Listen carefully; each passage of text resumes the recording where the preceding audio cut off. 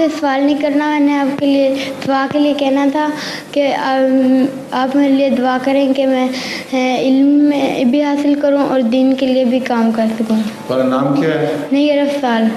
नैयर अफसाल। और किनके बेटे हो? मैं ताहिर अफसाल का बेटा हूँ। मेरे अबू पाकिस्तान में। वो क्या करने गए हैं पाकिस्तान? वो पाकिस्तान में, मैं अपने अंकल के साथ यहाँ पर रहता हूँ। अंकल के साथ आए हो? हाँ जी। अच्छा, कितने बड़े थे जब तुम यहाँ आए थे?